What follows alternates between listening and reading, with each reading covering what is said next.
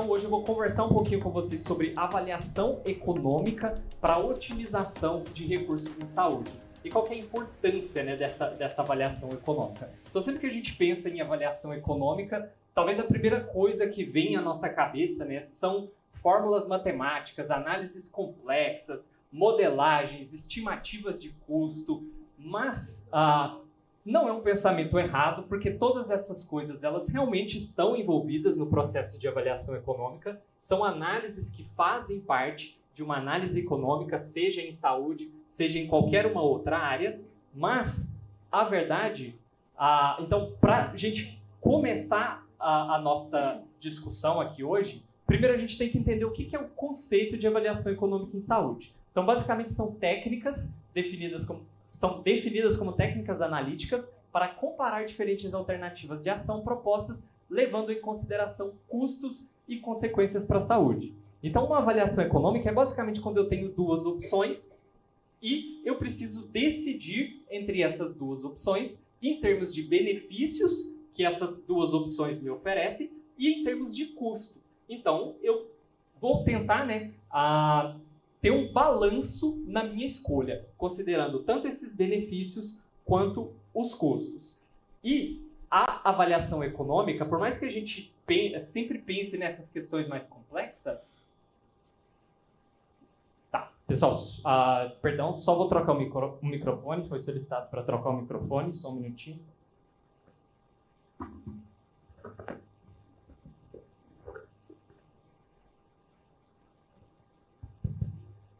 Esse está melhor? Posso continuar com esse? Tá, então vamos lá.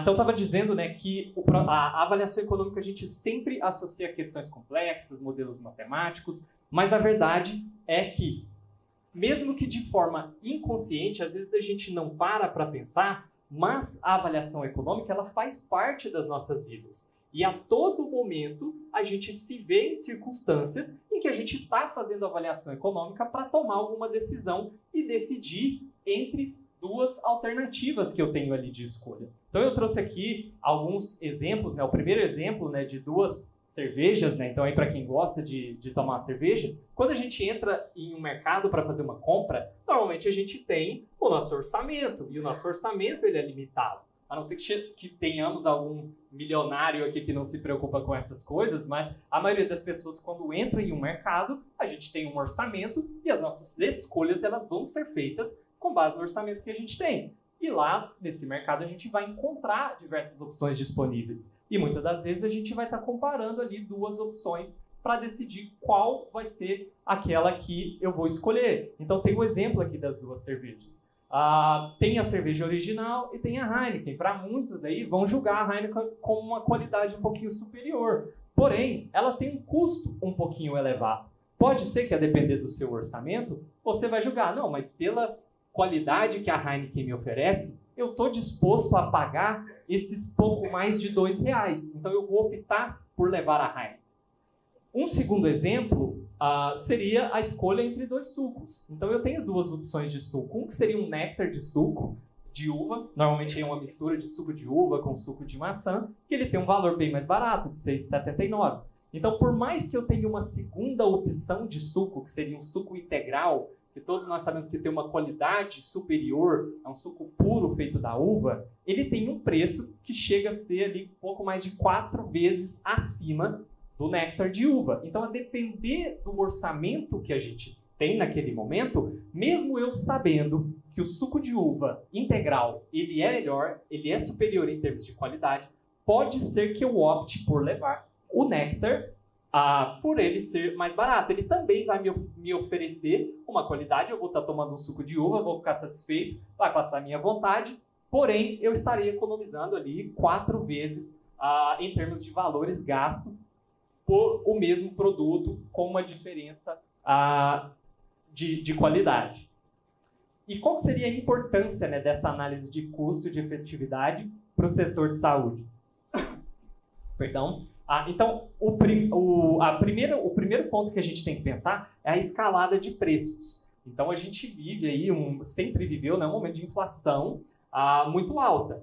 E quando a gente pensa em custos médicos, já tem estudos econômicos demonstrando que a inflação de custos médicos ela ainda supera a inflação geral. Então, assim, a gente tem uma escalada absurda de custos. Se você entrar no site da ANS, que é a Agência Nacional de Saúde Suplementar, vocês vão ver que uma das principais reclamações são os aumentos repentinos e absurdos dos planos de saúde. Então, existe essa escalada de custos. Um segundo ponto é a questão dos recursos finitos. Então, eu tenho certeza que todos vocês já escutaram a frase, né? Saúde não tem preço. Então, assim, é uma frase muito romântica, bonita, mas não é a realidade. A saúde, ela tem um preço.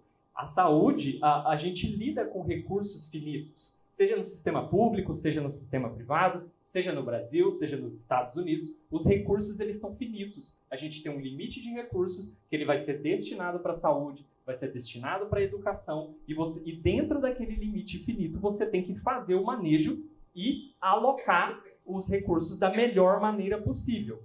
Uma outra importância dessa análise de custo-efetividade entra diretamente na atuação da PBE, porque quando eu estou analisando custo-efetividade, obviamente eu não estou analisando apenas o custo, eu estou analisando a efetividade das técnicas, das terapêuticas, dos programas a serem implementados. Então não é porque é o mais barato que eu vou implementar. Se ele não é eficaz, não será implementado. Então, existe sempre esse balanço.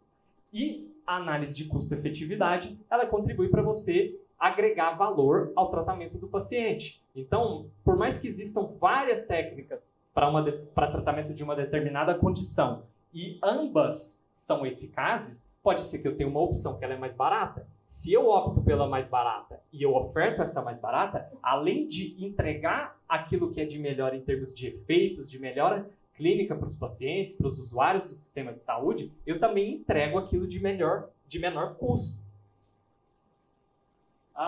Eu não vou entrar muito a fundo em conceitos de avaliação econômica, a gente precisaria de um dia todo para falar sobre isso, mas só para vocês terem uma noção geral, né, que existem diferentes métodos de análise econômica e os principais, né, são esses 4, então são divididos em 4 tipos de análise de avaliação econômica.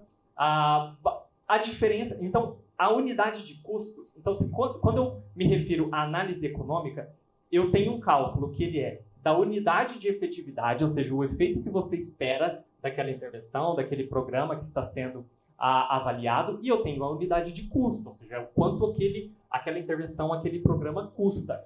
E para eu fazer um cálculo de custo-efetividade, eu vou dividir o valor dessa efetividade pelo valor do custo. E eu chego a uma razão, que é o que é chamado de custo-efetividade. Então, para todos esses subtipos de análise, a unidade de custo é a mesma, é real, é dólar, é a unidade monetária, são valores, dinheiro. A diferença entre elas é a unidade de efetividade em que vai ser medida esses efeitos das intervenções dos programas. Então, começando aqui de baixo para cima, a de custo-benefício é uma análise que ela não é tão empregada porque você precisa converter esse benefício também em uma unidade monetária. Então, é uma análise um pouco mais complexa e que nem sempre é a melhor aplicável para todos os conceitos dentro da saúde. A custo-minimização, alguns autores, alguns pesquisadores, economistas da área, eles nem chegam a considerar a custo-minimização como uma análise de custo-efetividade. Porque o custo-minimização significa que as duas intervenções, os dois programas que eu estou avaliando e que eu estou comparando, eles têm uma eficácia exatamente igual. Então, na verdade, eu não estou avaliando o custo-benefício. Eu simplesmente vou pegar que custa menos, porque eu já sei que elas são iguais. Então, por isso veio o nome custo-minimização. Porque eu simplesmente vou adotar a de menor custo e com isso eu vou estar minimizando os custos, uma vez que as duas opções ou mais opções tinham a mesma eficácia. A custo-utilidade e a custo-efetividade, elas são basicamente a mesma coisa. A diferença é que alguns autores até utilizam um termo único, que seria custo-efetividade, que é o termo que eu vou utilizar durante o restante da palestra para ficar um pouco mais claro. Mas a diferença seria a unidade de medida dos efeitos. Então, a custo-utilidade, você utiliza uma medida de qualidade de vida associada à sobrevida do paciente. Então, seria anos de vida ajustados por qualidade. Então, existe uma fórmula, é necessária a aplicação de um questionário específico de qualidade de vida e depois, por meio de uma fórmula que associa com esse cálculo de sobrevida, você chega em um índice, que é esse anos de vida ajustado por qualidade. Já a custo-efetividade, a unidade de efetividade, ela é a unidade natural de medida daquela condição, daquela doença. Então, aqui tem alguns exemplos, né, que seriam anos de vida. Então, qual intervenção é superior em termos de redução de mortalidade? Qual intervenção consegue prevenir mais complicações? Qual intervenção consegue reduzir mais sintomas de dor lombar? Então, basicamente, seria essa a diferença entre os tipos de avaliação econômica, e eu vou me ater à custo-efetividade, que é a mais utilizada. Então, o que seria a análise de custo-efetividade? É a avaliação dos custos e consequências das intervenções alternativas, usando resultados clínicos em unidades naturais. Então, o que seriam as unidades naturais? Eu já expliquei. Poderia ser os sintomas de dor lombar, poderia ser os anos de sobrevida daquele paciente com determinada condição, enfim. E quando a gente realiza, né, uma análise de custo-efetividade, a gente basicamente tem 4 possibilidades de cenários. Então, eu deixei em vermelho e em verde os cenários que eles são considerados, né, dentro da avaliação econômica como dominantes. Ou seja, eu não preciso realizar uma análise de custo-efetividade. O cenário ali, número 4, que está em vermelho, ou seja, a intervenção ela é mais cara e menos efetiva. Então, eu não tenho nem necessidade nenhuma de fazer nenhum cálculo de custo-efetividade, porque essa intervenção ela vai ser rejeitada de cara. Não faz sentido nenhum eu ter uma intervenção que ela é menos efetiva e ela ainda é mais cara. Qual seria o motivo de implementar? Então, ela já é descartada direto. Eu tenho um outro cenário, que é o cenário em verde, que a intervenção ela é mais efetiva e, além de ser mais efetiva, ela é mais barata. Então, qual análise eu vou fazer? Ela é superior nos 2 aspectos, tanto benefícios quanto custos. Então, essa intervenção ela é implementada direto. E eu tenho 2 cenários ali que estão em preto, que aí sim necessita uma análise de custo-efetividade, porque aí eu vou ter que fazer um balanço entre esses benefícios clínicos, né, e o custo na minha tomada de decisão. Então, eu posso ter uma intervenção que ela é mais cara, mas ela é mais eficaz. E eu posso ter uma intervenção que ela é mais barata, mas, ao mesmo tempo, ela é um pouco menos efetiva. Então, existe um balanço para a gente tomar essa decisão, fazer esse cálculo de custo-efetividade e decidir qual intervenção vai ser implementada ou não. E a forma de realizar isso é calculando a razão de custo-efetividade incremental. Ou seja, qual que é o custo adicional da nova intervenção comparado com a que já existe, para que eu possa usufruir daquele benefício adicional que ela me traz. Então, é uma fórmula bem simples. Aqui eu montei um exemplo, né, para tentar deixar isso claro para vocês de como que funciona esse cálculo, essa comparação de intervenções. Então, aqui a gente tem o tratamento A, que seria o novo tratamento a ser testado, a ser implementado, e a gente tem o tratamento B, que já seria o tratamento padrão, que é o que já existe. Então, para eu calcular a razão incremental, eu subtraio o custo da intervenção A pelo custo da intervenção B, subtraio a efetividade da intervenção A menos o da B, e eu divido os custos pela efetividade. E assim eu tenho esse valor que é chamado de razão de custo-efetividade incremental. Ou seja, quanto que eu tenho que pagar mais para eu usufruir daquele benefício a mais da segunda intervenção, da intervenção nova que está sendo proposta. Aqui eu trouxe um outro exemplo, não é um exemplo retirado de algum estudo de avaliação econômica, é só para fins didáticos. Então a gente tem ali o Pilates para dor lombar, e aqui eu simulei, né, que o tratamento para o Pilates, em média ali para um paciente, no curso ali de tratamento, por determinado período, ele vai custar R$ 1.500. E esse Pilates ele vai ter uma eficácia média ali para reduzir 4 pontos de sintoma de dor em uma escala de 0 a 10. E a intervenção B, nós temos a terapia manual, que ela custa R$ 1.300, ela custa um pouco mais barata, mas ao mesmo tempo ela reduz um pouco menos de sintoma. Ela reduz apenas 2 sintomas, 2 pontos ali, em uma escala de 0 a 10. Ou seja, eu tenho o tratamento A, que ele é mais eficaz, porém ele está um pouco mais caro. Então, calculando essa razão incremental, eu teria uma razão de custo incremental de R$100 por unidade de sintoma, ou seja, a diferença entre o custo das duas intervenções dividido pela diferença entre a efetividade daquelas duas intervenções. Então, ou seja, aqueles R$100 significa que se eu optar pelo Pilates, eu vou estar pagando R$100 a mais para obter aquele benefício adicional que o Pilates me oferece comparado com a terapia ocupacional. Isso aqui seria para cada paciente. Então, a depender do serviço, quando está sendo realizada essa estimativa, você vai fazer essa multiplicação desse valor pelo número de pacientes que é atendido no serviço, pelo período de tempo que esses pacientes vão ser atendidos. Então, esse cálculo, às vezes, é feito uma estimativa por um período de 6 meses. Aí, depois, tem como fazer análises mais complexas e você estimar qual seria esse custo ao longo dos anos. Mas aqui, só para vocês entenderem a base de como que funciona você fazer esse cálculo e comparar duas intervenções em termos de custo e de efetividade.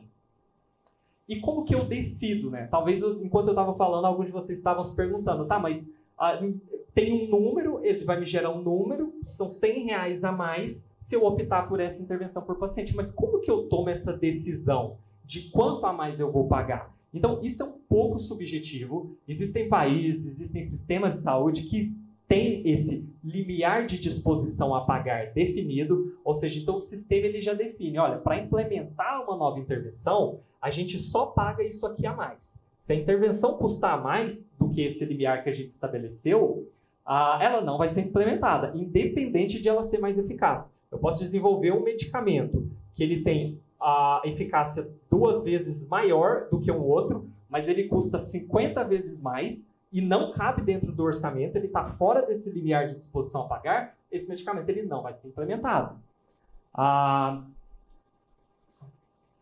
Aqui eu trouxe um exemplo, né, só para vocês entenderem como que funciona essa interpretação do limiar de disposição a pagar. Então aqui é uma tabela do Ministério da Saúde, de uma análise que eles fizeram. E aqui a gente tem a comparação de 4 estratégias, né, 4 alternativas de tratamento. Seria um tratamento, né, para patologias cardiovasculares, então são medicamentos anticoagulantes. Então a gente tem a primeira estratégia, que seria nenhum tratamento. A gente tem uma segunda estratégia, que seria o ácido acetilsalicílico. A gente tem a terceira estratégia, que é o AS mais o clopidogrel. E tem o AS mais uma nova medicação que estava sendo avaliada para ser implementada ou não. Então, a gente tem os valores do custo. Então, realizar nenhum tratamento custava em torno de R$1.000, com despesas de acompanhamento desse paciente sem receber nenhum tipo de tratamento. O AS isolado, ele custava R$4.500, AS mais clopidogrel, R$9.000, e o AS mais a nova medicação, R$15.000. E na terceira coluna a gente tem a efetividade em termos de prolongamento de anos de vida desses pacientes. Então, nenhum tratamento prolongava 3 anos, AS 3,6, o AS mais clopidogrel 3,9 e o AS mais a nova medicação 4,1. Então, ou seja, a nova medicação, claramente a gente vê que ela é mais eficaz, por mais que não tenha uma diferença tão grande, ela é mais eficaz, porém ela é muito mais cara. Então, considerando um valor de um limiar, né, de disposição a pagar de R$20.000, nesse exemplo, essa intervenção ela seria implementada. Essa outra intervenção ela seria implementada, porque como vocês podem ver, o ICER, né, a razão de custo, efetividade incremental, ela está abaixo desse limiar que foi setado, e no caso, essa terceira opção, essa nova medicação que estava sendo testada, ela seria rejeitada, porque independente de ela ser mais eficaz, ela é muito mais cara, está acima do que o sistema de saúde comportaria em termos de implementação de uma nova tecnologia. Quando eu me refiro a implementação de nova tecnologia, seria medicamentos, qualquer novo procedimento. É que essas implementações utilizam o termo tecnologia. para qualquer procedimento novo que seja implementado, independente de ser um medicamento, um tratamento fisioterapêutico, esse é o termo utilizado. E quem que são os responsáveis por essas análises no Brasil? Então, a gente tem a Rede Brasileira de Avaliação de Tecnologias em Saúde. Então, é um grupo gigantesco de instituições independentes. Então, você tem universidades, você tem hospitais públicos e privados, que tem núcleos, vários grupos de pesquisa que trabalham realizando revisões sistemáticas, análise de custo-efetividade para subsidiar essas tomadas de decisão e alocação de recursos no Brasil. E a gente tem também, né, um órgão diretamente ligado ao SUS, né, ao Ministério de Saúde, que é a Comissão Nacional de Incorporação de Tecnologias no Sistema Único de Saúde, o CONITEC, que também é um grupo que trabalha fazendo esse tipo de análise para tomar a decisão de qual intervenção será implementada ou não. E eu trouxe para vocês, né, agora, né, nessa parte da palestra, alguns resultados de estudos de avaliação econômica, só para vocês terem uma ideia e uma noção do quão importante é fazer essa mensuração de custos e de benefícios, tanto em termos de sistemas de saúde, público e privado, e vou trazer alguns exemplos relacionados à fisioterapia e terapia ocupacional também. Então, esse estudo foi realizado no Brasil e eles avaliaram, né, um programa para abandono de tabagismo. E um dos resultados observados, né, é que o custo médio para tratar cada paciente que participava desse programa era de R$500. E que a cada R$1 que foi investido no programa, estimou-se uma economia de R$3 a R$5 em custos relacionados ao tratamento de outras doenças. Então, foi um programa para redução de tabagismo e que impactou o custo do sistema no geral por diminuir os gastos com outras patologias complexas que demandam um custo alto do sistema de saúde em decorrência do tabagismo, como, por exemplo, as doenças cardiovasculares e o câncer de pulmão. E que, como benefício para a sociedade, né, houve um aumento na produtividade e menor absenteísmo, e os autores aí do estudo, eles estimaram aí ganhos de até R$1 bilhão anualmente para a economia brasileira, apenas com a implementação deste programa. Aqui já um pouco mais específico, né, a fisioterapia, esse estudo bastante interessante, né, da Associação Americana de Fisioterapia, eles avaliaram 2 modelos de atenção em saúde. Um modelo em que os pacientes eles passavam, né, tinham o primeiro contato direto com o fisioterapeuta, e um outro modelo em que os pacientes eles tinham o primeiro contato com um profissional médico. E eles observaram, né, que quando se optava por um modelo em que os pacientes tinham o contato primeiro ali direto com o fisioterapeuta, eles apresentaram uma redução média de $500 a $1.500 nos custos totais de tratamento em comparação com aqueles que primeiro consultaram o médico. Um outro achado interessante, né, foi que o tempo médio de tratamento ele foi reduzido em 2 a 4 semanas para aqueles que iniciaram direto a fisioterapia sem ter passado pelo médico. Houve também uma diminuição significativa de até 30% no uso, né, na prescrição de exames de imagem, ou seja, então, de forma indireta impactou até nos custos relacionados a exames complementares. E não só benefícios relacionados aos custos foram observados, né? Os pacientes que acessaram diretamente a fisioterapia, eles relataram melhorias mais rápidas na dor e funcionalidade. Então aqui a gente tem um exemplo claro, né, de um modelo que é mais custo efetivo do que o outro. Um outro exemplo, esse estudo, né, eles avaliaram, né, vários estudos relacionados à custo-efetividade de tratamentos para condições musculoesqueléticas ofertadas por fisioterapeutas. E um dos achados foi que os tratamentos para condições musculoesqueléticas oferecidos por fisioterapeutas mostraram reduzir os custos totais de cuidados em até 40% em comparação com medicamentos e cirurgias. E a cada dólar investido nesses tratamentos fisioterapêuticos resultou em um retorno financeiro de 3 a 5 dólares. Os pacientes eles receberam o tratamento fisioterapêutico, eles apresentaram uma melhora média de 45% na funcionalidade, na capacidade de realizar suas atividades diárias, E a fisioterapia também ajudou a reduzir a necessidade de procedimentos invasivos, como cirurgias, em 30% dos casos. E por fim, aqui um último exemplo da terapia ocupacional. Esse estudo também, né, avaliou a custo-efetividade de intervenções da terapia ocupacional para pessoas idosas, e foi observado, né, que a terapia ocupacional, né, os tratamentos terapêuticos ocupacionais para idosos, demonstrou uma redução média de 20% a 30% nos custos de cuidados de saúde relacionados a hospitalizações e a cuidados de longo prazo.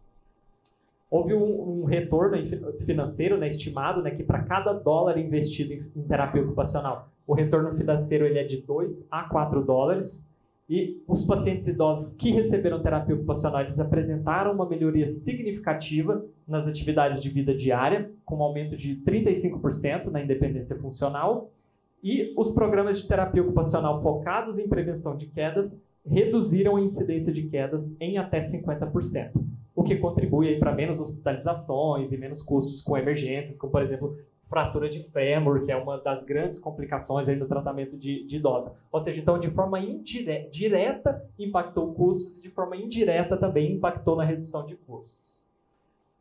E para finalizar, né, já finalizando aí a palestra, né, é super importante a gente integrar essa prática baseada em evidências, né, com a avaliação econômica, porque a tomada de decisão nem sempre ela vai ser baseada apenas nos benefícios daquela intervenção, mas a gente também vai ter que ponderar os custos da intervenção, e aqui eu me refiro à análise de serviço como um todo, ou até mesmo na nossa tomada de decisão enquanto clínicos, né, gestores de clínica, a gente sempre vai estar decidindo qual aparelho eu vou comprar, qual técnicas eu vou utilizar na minha clínica. Então, por mais que a avaliação econômica ela possa ser realizada dessa forma mais macro em sistemas de saúde, a todo momento a gente tem que ter essas tomadas de decisões de custo-efetividade para decidir quais técnicas, quais terapêuticas a gente vai utilizar e vai implementar ou não.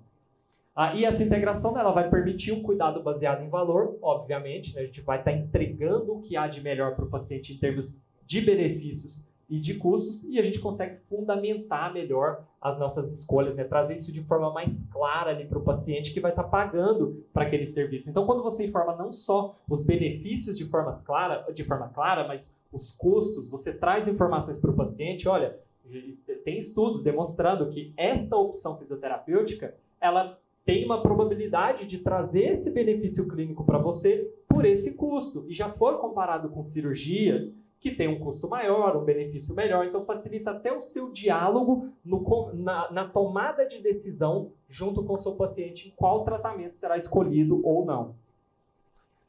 E dentro, né, dessa implementação de análise de custo-efetividade, é claro que a gente tem desafios, né, encontrados aí nesse processo, né, de realmente conseguir implementar isso tanto nos serviços públicos, tanto na nossa prática clínica.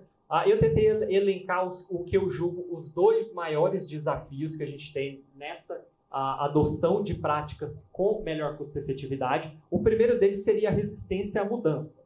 E essa resistência à mudança, ela é influenciada aí por diversos fatores. Um dos principais seria a questão política e a resistência institucional. Então, na palestra anterior, a professora Lucila chegou a mencionar que teve colegas que foram demitidos por tentar implementar a prática baseada em evidência em instituições de ensino. Então, o mesmo acontece em ambientes de saúde quando essa tomada de decisão ela é necessária, por ter diversas questões políticas envolvidas.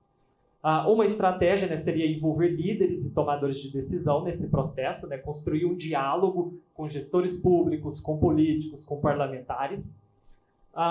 Um outro desafio que a gente tem é de educação e capacitação profissional. Então, muitos profissionais, muitos gestores, a gente tem gestor de saúde de sistema público que não faz ideia disso aqui que eu estou conversando com vocês. Então, esse é um grande problema. A gente não tem profissionais capacitados, e muitos profissionais capacitados ocupando cargos de tamanha importância. E a estratégia seria desenvolver e implementar programas de capacitação contínua para profissionais de saúde. Então, finalizando, né, dentro da prática baseada em evidências, as avaliações de custo-efetividade, elas desempenham um papel crucial. A capacitação tanto de gestores quanto profissionais ela é fundamental. É necessário um diálogo constante com os gestores políticos para a implementação dessas políticas públicas. E o CREFITO 3, nesse sentido, está empenhado aí com diversas ações, uma delas o Fórum de Prática Baseada em Evidências, que tem exatamente esse intuito de poder capacitar a maior quantidade de profissionais e estudantes possível. É isso, muito obrigado.